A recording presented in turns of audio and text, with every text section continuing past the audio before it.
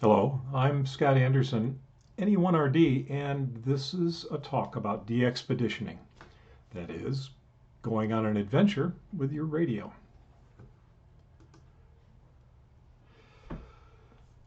Allow me to define some terms. An expedition is a journey or voyage undertaken by a group of people with a particular purpose, especially that of exploration or scientific research. And we all know that DX means distance communication. So de-expedition is a portmanteau combining the two into de-expedition, a journey or voyage by someone or a group to do radio DX. Excuse me. The idea of the 100-pound limit came from the airlines when I began. Many airlines would allow you to bring two bags weighing less than 50 pounds each, or sometimes less than 20 kilograms or 44 pounds each, without charging you extra. So that became my limit. Could I manage with just the two bags? Plus, who would want to cart around more than 100 pounds of junk? I was living in a condominium when I was first licensed, so I was open to the idea of taking my radio someplace to operate. Then I learned of people who did this at exotic places, and that sounded fantastic to me. There were lots of groups that did this, but one in particular, the Microlight Penguin de-expedition group, had traveled the farthest and published the most interesting videos then on DVD, and so I began there. These are the videos available on K4EUU's website, but there are plenty more available. Look on YouTube, the DX Engineering website, Vimeo, and many other places to find them. Anything with James Brooke. James Brooks 9 Victor 1 Yankee Charlie is worthy of a look. I bought all these and many others, and I watched and rewatched all of them, taking notes of the equipment they brought, the antennas they used, how they powered their setups, how they handled interstation interference, everything. Over and over I watched these things, soaking it all up. One man who became, in my eyes, the archetypical de-expeditioner was Bob Altman, Kilo 4 Uniform Echo Echo. Now with Silent Key, just as of February 2024. And he organized some amazing trips just since I learned about him. But let me just run down a list of things that I've got here just so you get some idea of how amazing this person was. He led or co-led the expeditions to 11 of the DXCC Top 10 Most Wanted. That is, after he worked them, they fell off the top 10, so we get another chance with a new top 10. He's in the CQ DX Hall of Fame, Board of Directors of Indexa, President of the KP1 through 5 project, Chairman of the ARRL DX Advisory Committee. He was part of the Voodoo Contest Group. These guys did lots and lots of de-expeditions to Western Africa and did big contests from there.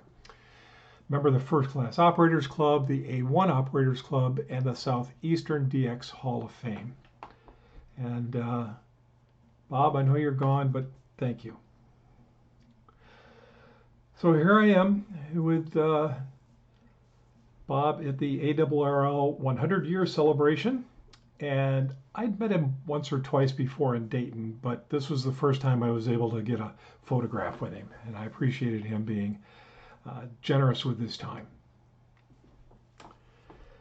I wanted to share the journey as I learned about all these things, so I did what people did in 2006. I started a blog. Remember those? That's what people did when they wanted to learn new things they read. Next step was podcasts where people listened. Then we just stared at pictures on Facebook. Then came YouTube, where we all watched each other on TV. Yikes. Anyway, I created a logo, now known as a brand, and just started publishing daily entries in my blog, telling people each day what I had learned. By the way, after 400 entries, that's enough. You can read the blog. It's still out there in a PDF on my website. www.bsanderson.com.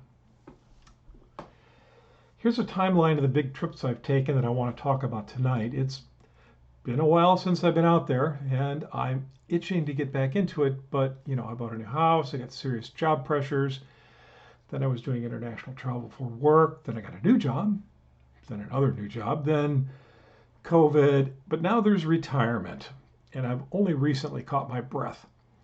But there's plenty to learn from these trips, though, and I should also point out that there were a couple of Hawaii trips in here that are not mentioned because all the lessons I wanted to talk about were in these.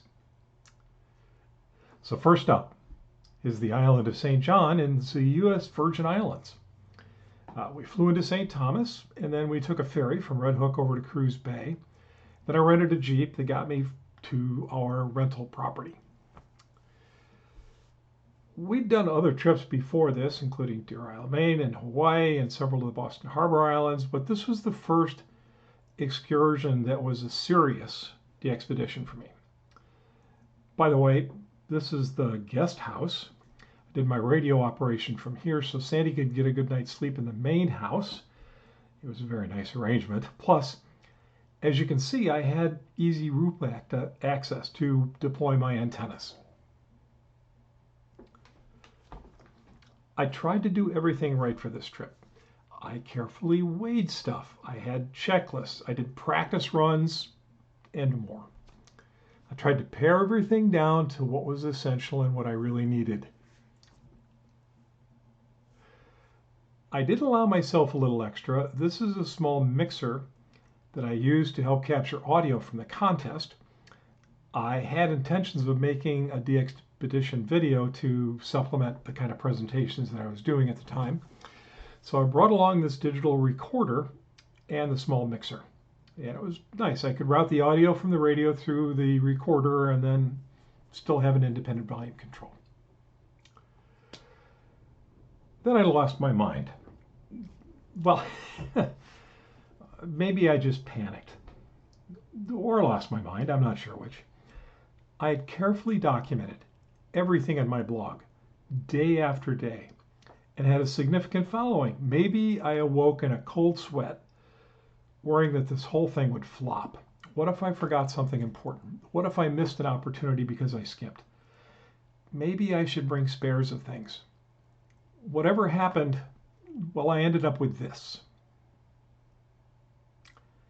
This is Sandy, standing behind a golf case, crammed full of antenna stuff. You'd think the 100-pound de-expedition guy would be able to keep his gear to 100 pounds, but no. Instead, I panicked and got two people, Sandy and me, under 100 pounds each. So conceptual failure there. Truth was, I was more worried about leaving something behind or not covering an unforeseen circumstance than just making my weight goal. It was all unnecessary for reasons I'll cover. I just needed to believe more, really. This trip was for the ARRL-DX contest held in March. It was a phone contest and the solar cycle was heading down to 0, which meant 10 meters was dead. In fact, 15 meters was probably mostly dead, except that I was only talking to the US and north-south propagation was working okay, at least to the East Coast. The upshot here is I could have gotten by with just one antenna for 15 meters, hung from a single fiberglass pole. So there are any number of things I should have learned on this trip, but did not. Remember that blog I told you about? Well, I was terrified of coming home empty-handed with nothing to show for my trip. So instead of making all the trade-offs and calculated risks, I abandoned the whole premise of the exercise. It took a while for me to learn how to narrow the trip's scope so that a 100-pound limit made sense. And so the lessons were, gee whiz, stay within your limits, just accept the consequences. Pick a single antenna system and plan on doing one band at a time. Confine your luggage to suitcases or Pelican cases, no more golf bags, and bring only the repair and test equipment you're likely to use. And a big one, for contesting also is butt-in chair time is more important than gear. It doesn't matter what you bring if you're in the pool. The next trip was to Montserrat, and I would be VP2 MRD. This trip would be different than any other I'd make in that I'd be with 6 other operators. So suddenly I needed to worry about interstation interference and antenna deployment locations and how much spreading everything out is going to affect our coax requirements and so on. So 1 week of portable and fixed operation planned for this trip. So here's our group. We took this on the grounds of the Montserrat Volcano Observatory, which is a very spiffy place. It's me, Mike Greenwood, Bud Drummond, his son Chris Drummond holding the Montserrat flag, Paul Van Dyke, also known as Digimon, Bob Follett, and Tom Clark. My stuff was one of 2 permanent stations. This is the phone station, the other being Paul Van Dyke's digital station. We all brought stuff and pooled it after we arrived. The vast majority of my contacts were on 17-meter phone with just a few on 20 and 15. Again, all I really needed was about 100 feet of coax and a single buddy pole to be effective. This should have been the takeaway for me from this trip. Again, single band or 1 band at a time is fine for small operations. You don't need to be able to switch between 8 or 10 bands, even 3. The rest of the fellows either operated portably or shared the permanent stations. Here's Chris Drummond with his ICOM QRP transmitter and a solar panel, working in a beautiful spot on the coast of the island. You can see he's also on 17 meters, but he's far enough away that he didn't interfere with my operation. I did sneak over to his frequency once in a while and listen though. One of the things that was good for me about traveling with all these other experienced operators is that I learned things. For example, this is a pretty sweet way of making sure you get the most of your solar panel. And you know, these little poles and the red stakes don't take up that much room, and get your solar panel aimed so that it's square against the sun is the best way to get the most power from it. Now, things have changed a great deal since the 2007 trip. Power needs are a big one. Now, solar panels are more rugged and more efficient. Battery technology is much better with higher power densities and less weight, quicker recharge times, and more power efficient radios are available that are still full functioning all band, all mode rigs. But they use about half the power on receive as those older radios. This KX2 draws half on receive that the half the power that the ICOM 703 draws. Now at this point, if you're only going out for a day and you probably don't even need solar panels at all, a small battery now goes a long way. Now, my YouTube channel has several videos from that Montserrat DXpedition, and there's also videos of other presentations I've done on antenna modeling and other stuff. So you can find it on YouTube, /BS Anderson. Another thing that's changed since this trip is web-based resources that are available. I wrote a lot of processing software that would render HTML pages for our DXpedition website for using our log as the input and generating, tables and stuff. I wanted to give people assurance that they were in the log before they requested a QSL card. Now, this was a lot of work and required manual upload of all the new pages. Today, everybody should just be using Club Log. Fantastic resource. And one of the things that's terrific is it allows people to see whether or not they're in the log, but it also allows them to request a QSL card using their online QSL request system.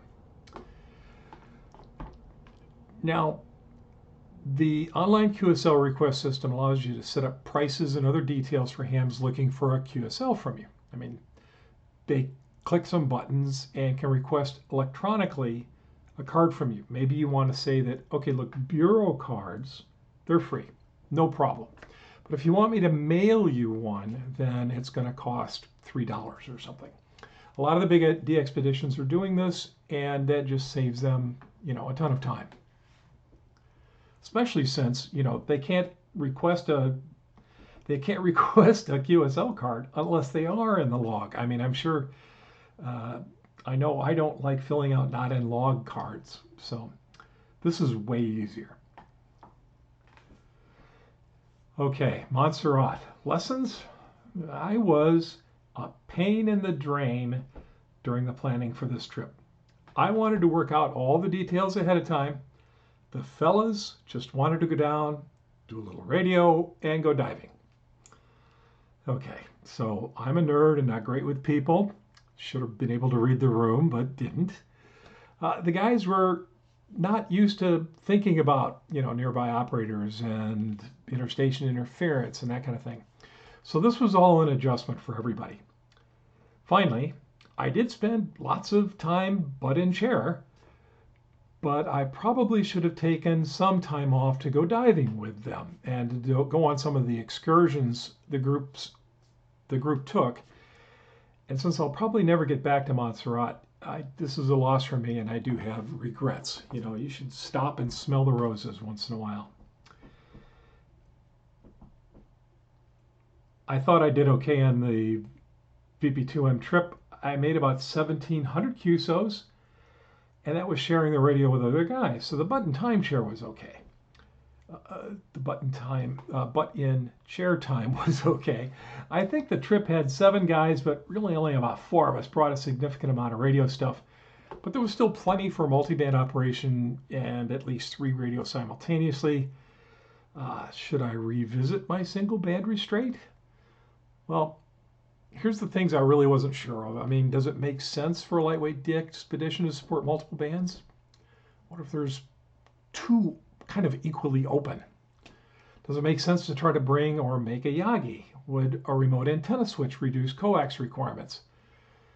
I still don't know if it's being close to the ocean is better than being up high on a hill away from the water, or being up high on a hill and away from the water. Which one is better? And how can I pick a good location for a property? In 2007, in the February timeframe, I went with the guys to Montserrat, but I was itching to do it again. So in the fall, Sandy and I went to St. Kitts. It was just me for CQ Worldwide DX phone. And it was time to get some answers for those questions. Multiband or single band? 2-element Yagi help? Near the ocean or up high? Reducing coax, does that help the weight all that much? Here I am on St. Kitts as V4 November Echo 1 Radio Delta with all the same stuff I had on Montserrat except for the audio processor box I brought.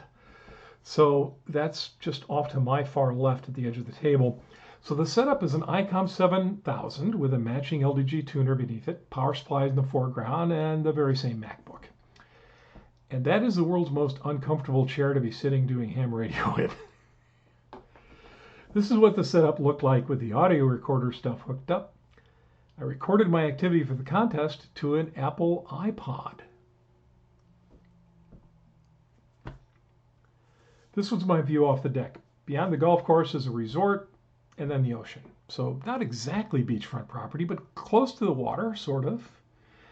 As you remember, that was one of my questions. Would something like this be good enough, or would it be better to be up high? Now, it's worth noting here that all this time, money, experimentation wouldn't have been possible without the love and support of Sandy Peters. So thank you for sticking with me all these years. Here are the results. All that extra weight for supporting 80 and 40 meter resulted in a whopping 8 whole QSOs. What a waste. Now, the 2-element Mosley Mini 32A Tribander was the only thing I really needed. I could have brought just the small buddy pole for the work bands, and that's it.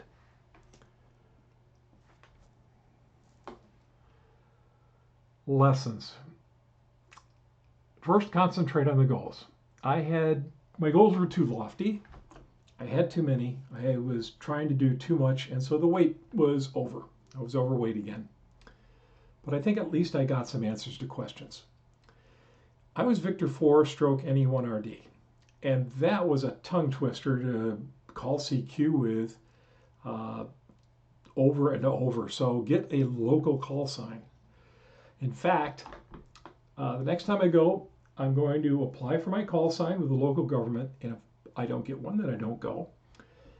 If they don't give me a local call sign, you know, none of this V4 stroke nonsense, if they don't give me a local call sign, I will seriously consider not going.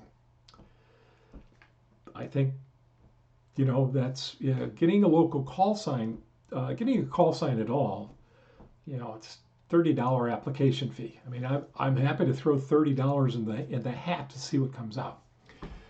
But I don't want any more tongue twisters. The terrain and the building must be accommodating. I should spend way, way more time on the web looking at these places, making sure I've got a good plan that this place is going to work out. I don't need to operate on the low bands. Just forget it. I was carrying too many tools. Tools are heavy. And so I just need to leave stuff at home. If something's broken or I need a tool, I'll have to source it locally. Your operating position is important. That uncomfortable chair on V4 was, that hurt my back. It really did. Now, the toilet. Whatever illness it is that you get on cruise ships that make you so sick, I got it. I don't know who I got it from, maybe the cab driver, maybe somebody else, but I don't remember being that sick as an adult, ever. And it started right after the contest. I put all my stuff away, thank goodness, because a hurricane was coming. And I just felt awful. And then as the night went on, I felt worse. And then I tried to go to sleep, and I got up in the middle of the night, and it began in earnest. And this view of the villa was the only one I really had for the next 72 hours.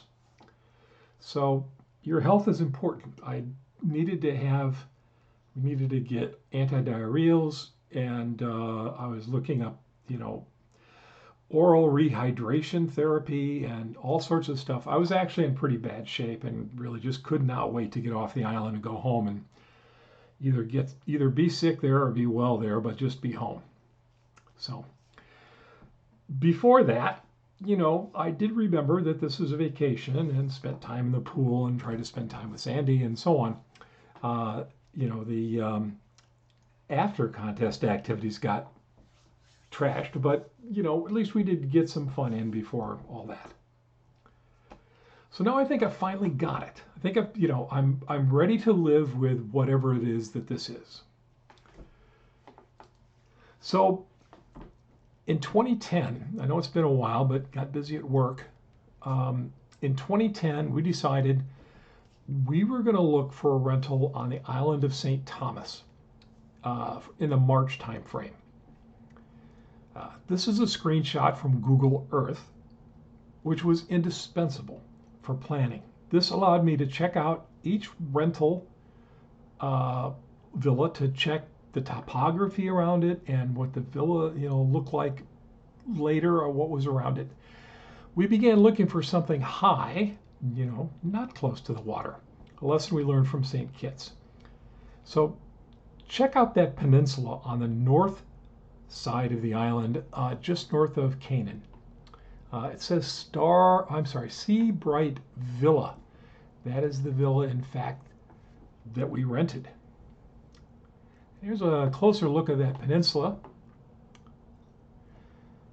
We rented Sea Bright on the top of this ridge.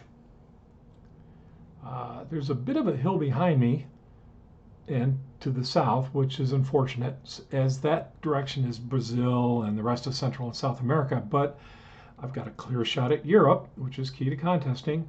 I've got a clear shot to North America and even over the pole to Japan.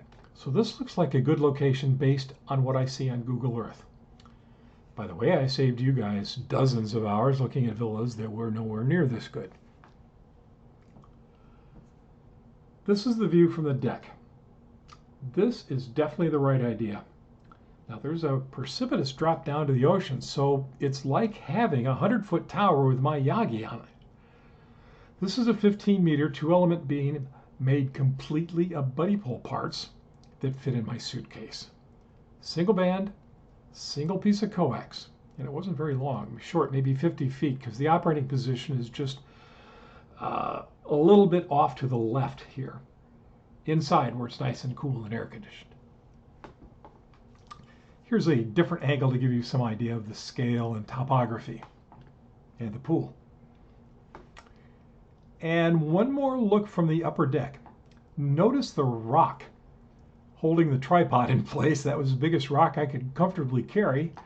And a bungee cord keeps that thing nailed down. That thing's not going anywhere. But I also was very careful to guy off everything so it didn't fly off and, down the hill. Here's my operating position. Look at the nice chair.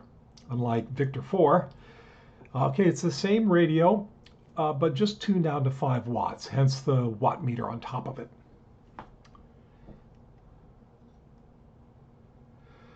Results. Okay, this is for the CQ Worldwide WPX phone contest. I not only won the QRP single band entry for North America, but I set the record. I set the record for North America for that band power combination. KP2 stroke NE1RD. And I got this great piece of wallpaper. I was #1 in the world and #1 in North America for this contest. This is in 2010 on 15 meters. Now the thing is, this was a great spot. And so I'm not even sure if we went home yet. We may have just gone home and immediately signed up, or I may have signed up even while I'm still in the villa to come back the following year in 2011. And the plan was the solar cycle should be up a bit. I should be able to do a 10-meter operation and win there also. In fact, we went back to the very same place. I sat in the very same desk with a 10-meter 3-element Yagi that I built out of buddy pole parts and got another really nice piece of wallpaper, #1 in the world and #1 in North America. I didn't come close to setting any records, but in 2011 at least, I did win the contest for this band power entry. So this is what I learned after stubbing my toes for 20 years. Just antenna for one band at a time. When it's time to change bands, go out there and mess around with the antenna and change it. That's why I like something flexible like the buddy pole. I can make what I want. I can make a vertical, I can make a dipole, I can make a Yagi. It's got lots of parts. I always called it the erector set of antennas. So I've done all of those things on these expeditions. Get a comfortable operating position, especially a good chair. Weigh everything before you go and consider weight-benefit trade-offs. Take care of yourself. You don't realize how important your health is till you've got that porcelain view that I had on St. Kitts. And also remember it's a vacation. On Montserrat, I missed a lot of opportunities with the guys to go diving and to see some amazing sights. I was butt in chair, but I should have also remembered it was a vacation. And for goodness sakes, please use the online resources. And by that I mean Logbook of the World, EQSL. Hey, even if you don't do EQSL, do it anyway, because lots of the people you talk to, maybe they do like it. So be a good guy and do it for them. Please use ClubLog. Use Google Earth to help you do the resources and QRZ, and advertise your adventures with the Daily DX. Announce DX operations, your local club, hey, maybe even your local contest club, even if you're not a member, DX World, and so on. By the way, these are also great resources when searching for a place to go. Finally, I don't know what kind of rigs you got right now, but it might be time to trade up. Use a modern, lightweight, low power eating, small gear like Elecraft. With something like the KX3, you can work 100 watts with the companion amplifier or take the radio to the beach for QRP. That kind of flexibility is invaluable. And by the way, I love making t-shirts and designs, so it's not just a hobby, it's a wardrobe. And I am 100% grateful for your interest in my presentation. I'm happy to take any questions or get thrown off the Zoom call, whichever you like. Thank you.